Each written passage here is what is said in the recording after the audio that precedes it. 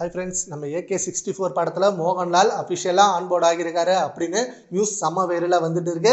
Day by day நம்ம AK fans wait பண்ணுறது எல்லாமே AK64 படத்தோட அப்டேட்டுக்காக தான். ஏன்னா ஆதிக் ரவிச்சந்திரனில் உருவாக்குற இந்த படம் கண்டிப்பாக மிக பிரம்மாண்டமாகவும் அண்டு செம்ம கதைக்களத்தாகவும் ரெடி ஆகும் அப்படின்னு ரொம்ப எதிர்பார்த்துட்டு இருக்காங்க.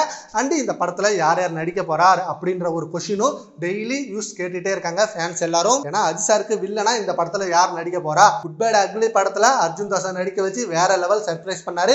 இப்போ இந்த படத்துல யாரு வில்லனா நடிக்க போறாங்க அப்படின்ற மாதிரியும் கேள்விகள் போயிட்டு இருக்கு. ஆனா மோகன்லால் இந்த படத்துல வில்லனா நடிக்கல, ஒரு பிவோட்டல் ரோல்ல தான் நடிக்கிறாரு.